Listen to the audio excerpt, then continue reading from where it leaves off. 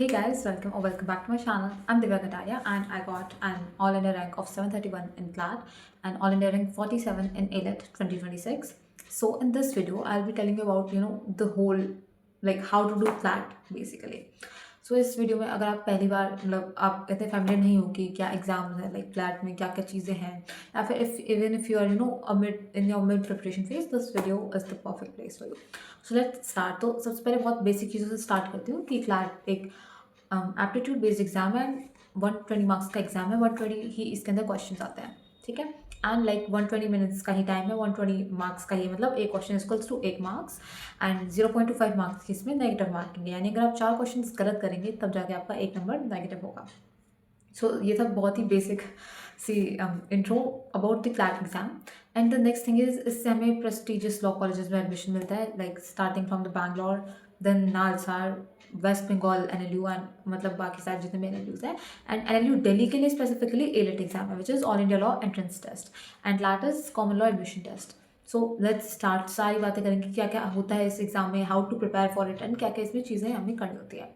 तो the first one is कि जो क्लैट का एग्ज़ाम है वो 5 सेक्शंस में डिवाइडेड है. फर्स्ट इज़ आरसी जिसको बोलते हैं रीडिंग कॉम्प्रिहेंशन जिसे हम आम भाषा में इंग्लिश बोल सकते हैं. Next is GK and current affairs जो कि एक सेक्शन है. तीसरा सेक्शन है legal reasoning. Fourth section is logical reasoning जिसके अंदर critical reasoning plus analytical reasoning है. And the fifth section is quantitative aptitude जिसके अंदर बेसिक मैथ्स आती है. सो थोड़ा थोड़ा सेक्शंस के अंदर डाइव करता है एंड समझते हैं कि क्या क्या चीज़ें हैं इनके अंदर. सो सबसे पहले है आरसी रीडिंग कॉम्प्रिहेंशन. तो लाइक पैसेजेस हमको देंगे एंड साथ साथ मैं तुम्हारी रिसोर्सेज शेयर कर देती हूँ तुम क्या क्या चीज़ें उसकी हेल्प ले सकते हो, क्या क्या इंपॉर्टेंट है. लाइक जैसे आरसी की बात करता है तो आरसी के अंदर अराउंड 24 क्वेश्चन आता है. तो उसके अंदर जैसे कि हो सकता है कि हमको चार पैसेजेस दें 6 क्वेश्चन के इस टाइप से. लाइक थोड़ा एक दो ऊपर नीचे हो सकते हैं पैसेजेस और question but like this is the basic overview. तो इसके अंदर मान लो तुमको 4 पैसेजेस दे 6 क्वेश्चन के इंग्लिश के अंदर. तो अब तुमको पैसेज देंगे then you have to read in it and question such as main idea क्या है उसके अंदर, थीम क्या लग रहा है आपको पैसेज का. या एंड उसके अंदर और भी क्वेश्चन हो सकते हैं जैसे किसी वर्ड का मीनिंग पूछ रहा है कि इसके एंटोनिम्स बताओ, इसके सिनोनिम्स बताओ किसी पर्टिकुलर वर्ड के from the paragraph only. And उसी टाइप की what is the tone of the author in the passage and like इस टाइप के क्वेश्चन या फिर कोई literary devices. So it's a basic overview में जो तुमको दे रही हूँ किस किस टाइप के क्वेश्चन पूछ सकते हैं. फिर सिंपल आजकल क्या है लाइक पहले थोड़ा स्टैंडर्ड का पेपर आता था लेकिन धीरे धीरे the paper standard has been decreasing. हालांकि this year's paper was better than the last 2 years. So यही चीज़ है कि this is the English section. और इसको इम्प्रूव करने के लिए क्या कर सकते हैं हम. I would recommend you to read the newspapers. Okay like newspaper हमको खोलना है उसके एडिटोरियल सेक्शन में जाना है. ठीक है. एडिटोरियल सेक्शन के अंदर हमको एडिटोरियल्स मिलेंगे and we have to read it. और सिर्फ उसको ब्लाइंडली रीड नहीं करना, उसको हमें कॉम्प्रिहेंड करना है. हम साथ साथ पढ़ रहे हैं तो थोड़ा हमको रीड इन करना है उस चीज़ को. ठीक है. स्टार्टिंग में it will not be easy. Starting में तुम सोचोगे यार कि क्या पढ़े जा रहा हूँ, मुझे कुछ याद ही नहीं हो रहा. मतलब याद इन द सेंस मैं कुछ समझ नहीं पा रहा हूँ, पढ़ने के बाद पूरा भूल जा रहा हूँ. लेकिन ऐसे से धीरे धीरे तुम्हारे होगा वो. ठीक है. वो चीज़ एकदम से नहीं होगा कि तुम पहली बार जाके पढ़ रहे हो. You will be able to summarise और revise all the passage. Even in the last तक भी ऐसे नहीं होगा कि तुम पूरा रिटेन कर पा रहे हो. लेकिन हाँ तुमको एक थोड़ी सी एक लेवल पे एक बेस लेवल तक उस पावर को लाना है कि हाँ भाई तुम पढ़ रहे हो तो तुमको समझ आ रहा है कि तुम क्या चीज़ें पढ़ रहे हो. एंड ऑब्वियसली जो एडिटोरियल्स होंगे जो एग्जाम में तुम्हारे पैसेज आने वाला है उससे हाई लेवल के होंगे. तो हम ऑलरेडी हाई लेवल की चीज़ें पढ़ के चलेंगे then paper will be easier for us to handle. Right. So this is the thing for English. And इसके अंदर एक और book which is very suggested. हालांकि I haven't read it but all the CLAT aspirants suggested which is word bar made easy by Norman, I guess. Yes, this is the book. So this is very recommended book. So you can read it. Okay, this is going to help you. Definitely it's going to help you. And उसके अंदर हम Aeon passages पढ़ सकते हैं. Just search it on Google aeon.com and आपको अलग अलग genres के passages मिलेंगे. तो आप अलग अलग passages पढ़ सकते हैं. Then ताकि हमको अलग अलग मान लो जैसे कोई आर्ट एंड कल्चर पे है कोई पैसेज या कोई हिस्टोरिकल पैसेज है, इकोनॉमिक बेस्ड पैसेज है या फिर लाइक डिफरेंट चीज़ों के बेस में पैसेज है तो आप उनको रीड कर सकते हैं ताकि आप उस स्पेसिफिक जॉनर के आपको थोड़ा आप समझ पाए उस टाइप का पैसेज. हो सकता है कि आप you are not an economic student so you may have problem when you are analyzing an economics passage. So इस टाइप से थोड़ा पहले पढ़ के चलेंगे then it will be familiar for us. So these are the things which you can do for English. The next part is GK and current affairs. So GK and current affairs के लिए newspaper पढ़ सकते हैं आप, लेकिन newspaper में आपको major headlines cover करने हैं. आप ये देखें कि क्या क्या टॉपिक्स ट्रेंडिंग में है. Not all the topics are important and with time आप सेपरेट कर पाएंगे कि आप क्या टॉपिक्स इंपॉर्टेंट है क्या नहीं है. ठीक है. तो न्यूज़पेपर ऐसा नहीं कि आपको जीके न्यूज़पेपर से आप पूरा जीके उस पर डिपेंडेंट नहीं होना है, बस मेजर हेडलाइंस देख लीजिए। हाँ कि जैसे लाइक वक्फ अमेंडमेंट है तो उसके अंदर मान लो कोई नया उसमें कुछ लेजिस्लेशन आता है, then you can read it, बस वैसे ही, ठीक है। लेकिन अपने को मोस्टली जीके कहाँ से करना है, कंपेनियम से। तो क्या करो, किसी भी कोचिंग के भाई टेलीग्राम पे सब कुछ मटेरियल प्रोवाइड है, सब कुछ मटेरियल है, ठीक है। तो थोड़ा डाइव करो उसके अंदर and you get to find a lots of material, like everything is available on Telegram. तो वहाँ पे जाके देखो, देन किसी भी कोचिंग का कंपेंडियम है, फिर आप किसी कोचिंग में तो उस कंपेंडियम को लो, उसको पढ़ो, ठीक है। एंड दृष्टि आईएएस वगैरह, फिर आईएएस यूपीएससी की मैगजीन्स पढ़ने की जरूरत नहीं, क्योंकि उसमें बहुत डीप दे रखा होता है एंड हमारे हिसाब से काफ़ी रिलेवेंट टॉपिक्स होंगे वहाँ पे।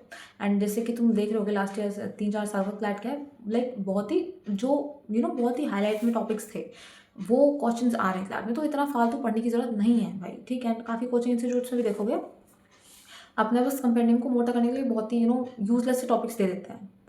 सो I would avoid such kind of compendium. So तुम देखो, लाइक कोई कंपेंडियम ले लो और देखो उसमें क्या क्या इंपॉर्टेंट टॉपिक्स हैं, तुम समझ जाओगे भाई धीरे धीरे टाइम के साथ साथ, ठीक है। लाइक 1-2 महीने में तुम समझ जाओगे कि हाँ कौन से टॉपिक्स मुझे करने चाहिए जीके के अंदर। एंड थोड़ा बहुत स्टैटिक भी इंपॉर्टेंट है, हाँ आजकल स्टैटिक देने लग गए हैं जीके में।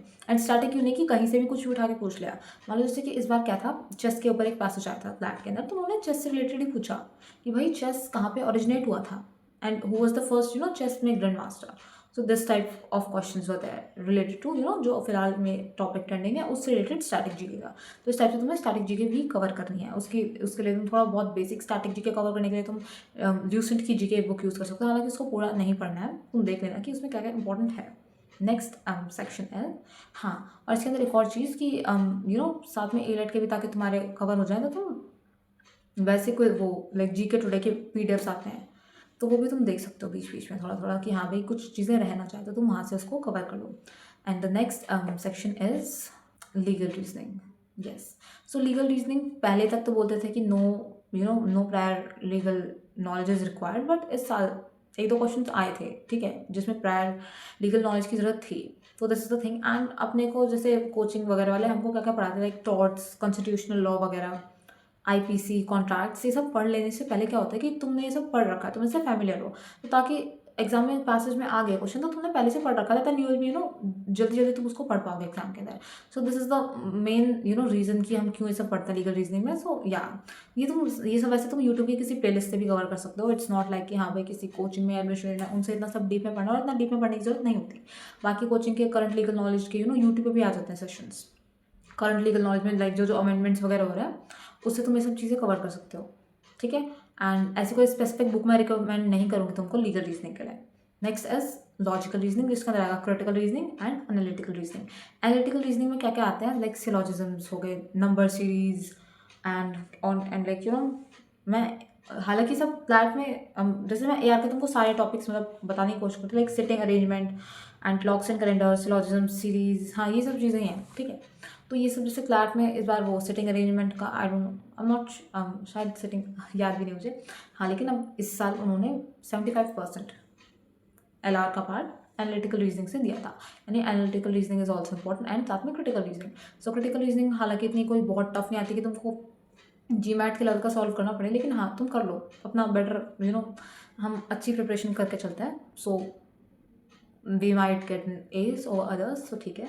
उसके लिए तुम क्रिटिकल रीजनिंग के लिए तुम GMAT के क्वेश्चंस प्रैक्टिस कर सकते हो, ठीक है। फिर कंपेंडियम का किसी भी कंपेंडियम को उठा के मटेरियल या फिर गूगल पे सर्च कर लो तुमको, जैसे मेन आइडिया, अजम्पशंस, ये सब, सॉरी नॉट मेन आइडिया, या question question take assumption, what is the assumption in the passage, या फिर किसी स्टेटमेंट को स्ट्रेंथन या वीकन करो। हालांकि इस टाइप के क्वेश्चंस पहले एक फ्लैट में आया करते थे, अब इट्स मोर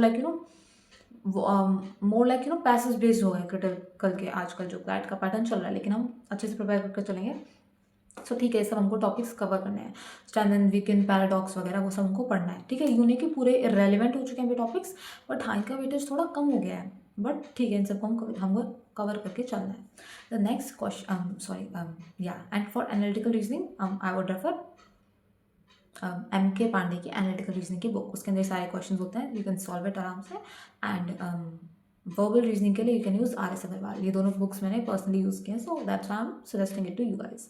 अब नेक्स्ट क्वेश्चन है, नेक्स्ट सेक्शन है क्वांटिटेटिव टेक्निक्स यानी कि मैथ्स। तो इस मैथ्स में सबसे बेसिक 3 कॉन्सेप्ट, सबसे basic average, second is ratio proportion, third है परसेंटेज। ये तो करना ही करना है, मतलब और भी करना है, लेकिन ये तो अपना सबसे बेस है, ये तो चलेगा ही चलेगा हर डीआई में। डीआई बोले तो डाटा इंटरप्रिटेशन, या यस। सो और नेक्स्ट जो मैथ्स के टॉपिक्स है, इन तीन के अलावा क्या क्या करना है अपने को? Simple interest and compound interest, next is profit and loss and mensuration. ठीक है, आई एम मिसिंग समथिंग? हाँ, मैथ्स में ये। बाकी बाकी जैसे और भी लाइक ये तो करना ही करना है, मतलब ये मैं सजेस्ट करूँगी भैया करो, क्योंकि इसमें से आएगा क्वेश्चन। ठीक है, मतलब मोस्टली चांसेस ये, हालांकि अगर ये एकदम जात ही ना दिखा दे अपनी क्वेश्चन पेपर में, तब तक इन यहाँ तक तुम्हारा हो जाएगा मैथ्स के अंदर। बाकी you have obviously have 1 year, तो तुम और भी चीज़ें कर सकते हो, जैसे मिक्सचर एंड एलिगेशंस वगैरह, या फिर डाउन स्ट्रीम अप स्ट्रीम, है ना, वो रिवर स्ट्रीम वाले क्वेश्चन। हालांकि मैंने वो कभी सॉल्व नहीं किए थे, क्योंकि वो मुझसे नहीं होते थे आंसर, या बट ठीक है, तुम लोग करो, तुम रिस्क मत लो। ठीक है, सब मेरी तरह खतरों खिलाड़ी नहीं होते। सो ये तो मैंने तुमको बता दिया सेक्शन वाइज, और मैंने तुमको रिसोर्सेज भी बता दिया। कुछ कॉमन डाउट्स की बात करते हैं।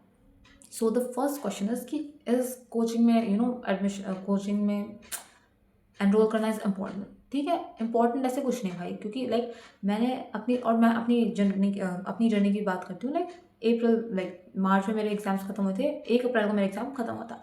उसके बाद मैं लाइब्रेरी जाके पढ़ाई करती थी, and I was not enrolled in any coaching as such. हाँ, लकी यूँ था, हाँ, मैंने टेलीग्राम से थोड़ा बहुत, टेलीग्राम पे ग्रुप्स पे जो थोड़ा मटेरियल आता था, यूट्यूब वीडियोज़ वगैरह कोचिंग इंस्टीट्यूट्स की, हाँ, वो मैंने देखी थी in the starting, but the plan was to prepare it from myself. फिर उसके बाद मैंने लाइक उसके बाद मैंने आई गेस सितंबर में, यस, अगस्त के एंड में, फिर सितंबर में मैंने फ्लेम्स में मेरा हो गया था सुपर 40 बैच में। So I was in that batch, तो वहाँ से मैं क्लासेस लेती थी, एंड बाद में लीगलिस्ट में मॉक्स देने ऑफलाइन जाया करती थी लास्ट के 2 महीने। हालांकि उससे पहले मैंने ऑफलाइन मॉक्स कभी दिए नहीं थे।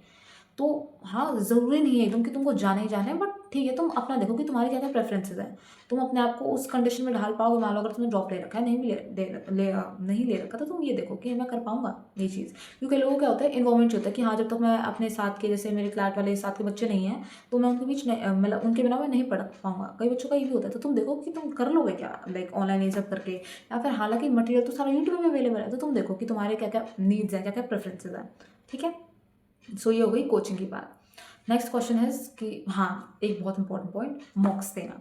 मॉक्स जो है स्टार्टिंग से ही तुमको देना है, यूँ नहीं कि हाँ पहले मैं सिलेबस कंप्लीट कर लेता हूँ पूरा पूरा, फिर उसके बाद में अपना मॉक्स वगैरह मतलब स्टार्ट करूँगा देना, ऐसा नहीं है। ठीक है, एंड क्लैट का कोई प्री डिफाइंड सिलेबस नहीं है। ठीक है, हमारी कोच में खूब मैंने देखा है ऐसे धुरंधर मॉक्स में काफ़ी अच्छे मार्क्स, ठीक है, काफ़ी ज़्यादा अच्छे marks from the starting, and at the CLAT day या फिर at the AILET day there was no result from them. ठीक है, तो ऐसा कुछ नहीं कि तुमने एक वो सिलेबस है उसको कर लिया तो तुम्हारे अच्छे नंबर आएंगे ही आएंगे, या फिर तुम फ्लैट डे पे एक्सेल करोगे ही करोगे। ठीक है, तो ये चीज़ है कि मॉक्स को स्टार्टिंग से ही दो, और स्टार्टिंग में अभी जैसे अभी तो 1 साल है फ्लैट में, तो इस टाइम कम से कम 3 से 4 महीने तुमको संडे को ही मॉक देना है। ठीक है, एक हफ्ते में एक बार ही मॉक दो, एंड इस बार अब हाँ, एंड मॉक्स को बदल के दो, अलग अलग कोचिंग इंस्टीट्यूट के मॉक्स दो। जैसे लीगल एज का तुम दे रहे हो, तुम कंटिन्यूसली वही मत देते रहो। ठीक है, क्योंकि एक कोचिंग का पैटर्न है, वो तुम डिकोड कर लोगे कुछ टाइम के बाद, तो ऑटोमेटिकली उस कोचिंग में तुम्हारे ज़्यादा मार्क्स आने लगेंगे। तो अलग अलग कोचिंग के मॉक्स दो। मान लो कभी तुमने लीगल एज का दे दिया, कभी लॉ प्रेप ट्यूटोरियल का दे दिया, कभी फ्लेम्स का दे दिया तुमने मॉक्स। ठीक है, कभी क्लैट ओरिजिन का, या फिर बहुत सारी जो भी कोचिंग है, मतलब थोड़ा थोड़ा बीच में शिफ्ट करते रहो। ठीक है, कुछ टाइम के अंदर, ताकि तुम एक होमोजेनस एग्जाम लिखने के तुम वो ना हो जाओ, क्या बोलते हैं, एडिक्ट, या जो भी है, I am not able to find the right word. So this is the thing with mocks. ठीक है, और ज़रूरी नहीं है भाई सबकी सीरीज़ क्यों लेनी, तुमको जाओ टेलीग्राम पे जाओ, निकालो वहाँ से तो मॉक्स, उनको प्रिंट कराओ। ठीक है, प्रिंट कराओ, बेटर रहेगा इंस्टेड ऑफ स्क्रीन। हालांकि मैंने स्क्रीन पे देते, मेरे को छोड़ो भाई, मैं तो स्टार्टिंग से घटिया नीच इंसान हूँ, बट तुम ऐसा मत करना, तुम अपने मॉक्स को प्रिंट कराओ। ठीक है, चलो बेशक तुम मॉक्स हर मॉक प्रिंट नहीं भी करा पा रहे, मुझे पता है यार, प्रिंट एक 10 रुपये का भी होता है कई कई जगह एक पेज, तो हाँ 40 पेज कराओगे तुम्हारे 400 रुपये हो जाएंगे। ठीक है, कोई बात नहीं, कोशिश करो। हालांकि ठीक है, कोशिश करो कि तुम मॉक्स को प्रिंट करा के दो। अगर मॉक्स प्रिंट नहीं भी करा पा रहे भाई, तो OMR तो तुमको ज़रूर से तुमको प्रिंट करा, OMR तो प्रिंट करा ही देना। मान लो तुमने स्क्रीन पे खोल भी रखा है अपना मॉक, तो OMR नीचे वो अपने हाथ से तुमको अपने बबल्स फिल करने हैं। ठीक है, समझे इस बात को तुम। एंड जब तुम मॉक वो करा लोगे प्रिंट, तो उसको रीड करके अंडरलाइन करके पढ़ो, उससे कंसंट्रेशन ज़्यादा बेटर बढ़ता है। कई लोग क्या होता है, स्टार्टिंग से वो देते आ रहे हैं ऑफलाइन वो स्क्रीन पे मॉक्स, फिर एकदम से जब हाथ में आता है ना तुम्हारे पेपर, तो एकदम से माइंड का वो बैठता नहीं फ्लो। तो ये चीज़ है, तो इसलिए मैं तुमको कह रही हूँ कि मॉक्स PDF निकलवा के दो, एंड हो सके तो टेस्ट सीरीज़ वगैरह ले लो। क्योंकि कई लोगों को क्या होता है, बेशक मान लो अकेले देखे दे भी रहे हैं मॉक, निकाल के प्रिंट निकलवा के दे रहे हो मॉक, लेकिन कई लोग भीड़ को देख के एंग्जाइटी हो जाती है उन लोगों को। तो फिर वो जाएंगे मॉक सेंटर पे या फिर एग्जाम डे पे। चलो कोई घर पे बैठ के, किसने हमेशा घर पे लाइब्रेरी में बैठ के शांत माहौल में हमेशा मॉक दिया है। एट द डी डे वो बंदा वहाँ पे जाए, वहाँ पे इतने लोगों की भीड़ देखे, अब वो सेम इन्वायरमेंट थोड़ी मिलेगा तुमको वहाँ पे जो तुम घर पे अकेले बैठ के दे थे। तो हो सकता है तुमको एंग्जाइटी वगैरह हो जाए भैया एग्जाम पे, तो उस चीज़ को अवॉइड करने के लिए, ठीक है। हालांकि ज़रूरी नहीं है कि ऐसा ही करना है, बट हो सकता है तुमको ऐसा हो तो तुम देखो, मतलब तुमको अपने बारे में पता होगा अच्छे से कि कोई ऐसी चीज़ होने तो नहीं वाली, तो उसको पहले से हम प्रिवेंट करके चल सकते हैं, right. Because prevention is better than cure. तो तुम देख लो आसपास टेस्ट सीरीज है तो भाई बढ़िया है, जाके हफ्ते में एक बार मॉक दे आओ, तुम्हारा क्या होगा, मतलब थोड़ा पीयर्स वगैरह के साथ रहोगे। ठीक है भाई आसपास नहीं है कोचिंग वगैरह तो अलग बात है, बट है और तुम्हारे पास मान लो पैसे भी हैं तो कर सकते हो, good idea. Not a not a time of sorry not a waste of time, yes. So this was the thing. हाँ, मोस्ट इंपॉर्टेंट थिंग वो तो मैं तुमको बताने भूल गई। इन द स्टार्टिंग जैसे तुम स्टार्ट करोगे ना अपने मतलब किसी भी चीज़ की तैयारी, तो सबसे पहले एनालिसिस करो PYQs का, प्रीवियस ईयर क्वेश्चंस का। क्लैट के प्रीवियस ईयर क्वेश्चंस उठाओ एटलीस्ट 5 साल के, लाइक 2020 से 2026, सॉरी अब तो 6 हो गए तुम्हारे पास, हाँ 2020 से आगे के तुम सारे पकड़ के 10 साल के उठा लो तो और भी बढ़िया, लेकिन चलो भाई नहीं करोगे इतना मुझे पता है, तो कम से कम 5-6 साल के क्वेश्चन सारे उठा लो PYQs। उनको स्टार्टिंग में प्रिपरेशन स्टार्ट करने से पहले उनको देख भाई, तू बैठ के बढ़िया सा एक दिन निकाल आराम से, एक दिन में एक पेपर तो देख लो। चलो पूरा नहीं देख पा रहे, एक एक सेक्शन देख लो कम से कम, लेकिन उसको ढंग से एनालाइज करो, तुम पैटर्न समझोगे कि क्या आ रहा है एग्जाम में। क्योंकि एकदम से तुम ब्लाइंड होकर तुमने मॉक्स उठा ली, तुमको उतना समझ नहीं आएगा, लेकिन तुम पहले उस क्वेश्चन पेपर को एनालाइज कर दो, तुमको पता चलेगा हाँ भाई किस टाइप के क्वेश्चन पूछता है, मुझे क्या पढ़ना है। तो सबसे पहले ये कहूँगी, सबसे पहले उनको बैठ के एनालिसिस करो सभी वो जो पास्ट ईयर क्वेश्चन पेपर्स हैं, ठीक है। एंड मॉक्स मैंने तुमको बता दिया साथ साथ देते रहना है, ठीक है। मॉक को यूँ नहीं कि पहले सिलेबस कंप्लीट करूँगा, सिलेबस चलता रहेगा भाई तुम्हारे नवंबर दिसंबर तक, मेरे तो चलता रहता है, तुम्हारा मुझे पता नहीं, अगर तुम बहुत ही बहुत ही इंटेलिजेंट हो। एंड नेक्स्ट टाइम इज कि how much time is sufficient to clear CLAT.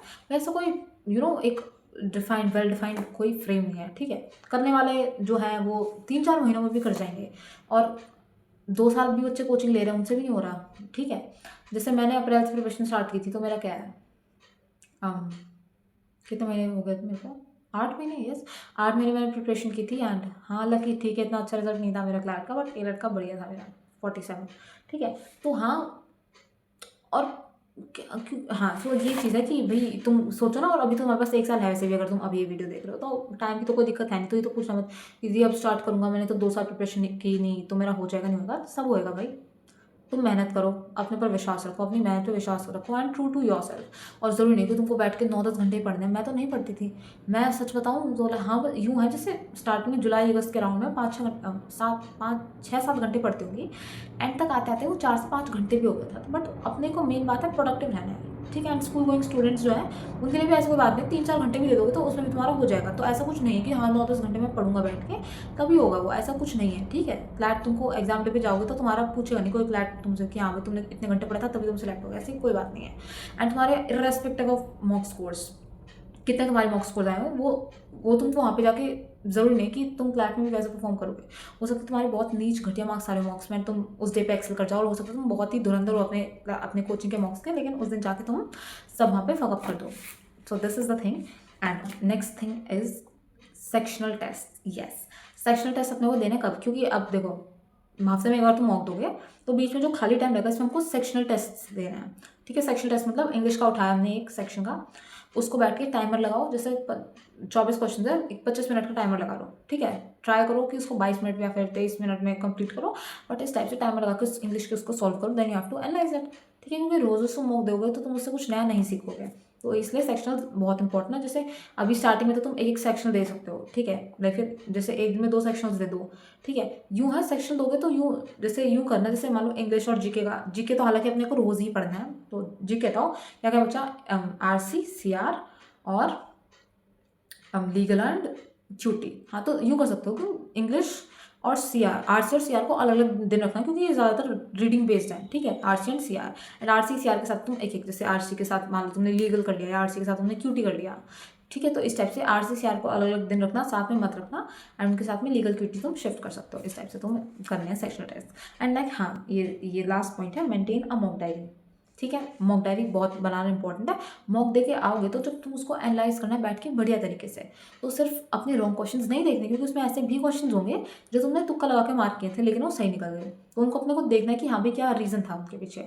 And कई बार क्या होता है, अपने ने हमने मार्क किया वो सही भी है, हालांकि तुक्का भी नहीं था, लेकिन हो सकता है कि हमारी रीजनिंग अलग थी, उसको समझने की, एंड क्वेश्चन जो आंसर किया उसमें अलग वे दे रखा कि हाँ ये क्यों सही है, तो उस चीज़ को अच्छे से बैठ के तुम देखो। ठीक है, तो इस टाइप से और तुमको अपनी एक मॉक डायरी मेंटेन करना। ठीक है, मैंने भी की थी हमेशा से, मतलब अप्रैल से। अपना जो भी तुम मॉक टेस्ट दे के आ रहे हो, डेट वेट लिखो, कौन सी कोचिंग का मॉक है, एंड उसमें लिखो कितने मार्क्स आए, कितना स्कोर आया, सेक्शन वाइज क्या मेरा वो रहा, तो उससे एक अकाउंटेबिलिटी बनी रहेगी, समझे। और अपने रोज एक चेकलिस्ट बना के तुम काम किया करो, चेकलिस्ट से बेटर रहता है ऑब्वियसली। जैसे दिन में सुबह उठे, हालांकि तुम नहीं कर पाओगे पूरी चेकलिस्ट पूरी, लेकिन कुछ तो उसमें एटलीस्ट 70-80% तो करने का ट्राई करोगे। तो ये सब चीज़ें हैं, मैंने ट्राई किया कि मैं तुम सबके most of the doubts cover कर सकूँ, क्योंकि मेरे पास काफ़ी सारे डीएम्स भी आ रहे थे एंड कमेंट्स भी करे थे आप लोग कि what was your strategy. And धीरे धीरे टाइम के साथ जैसे मुझे लगा कि हाँ भाई मुझे ये स्ट्रैटेजी और शेयर करनी चाहिए, फिर how to improve mock scores वगैरह, फिर एलेट के अलग से वीडियो, हाँ वो भी मैं लाऊंगी जल्दी से। एंड सो आई होप तुम लोगों को इन्फॉर्मेशन मिली हो इस वीडियो से। Thank you for watching. अगर तुम अभी तक देख रहे हो please subscribe to my channel, and since from July I will be continuing with my NL daily vlogs, so see you, bye.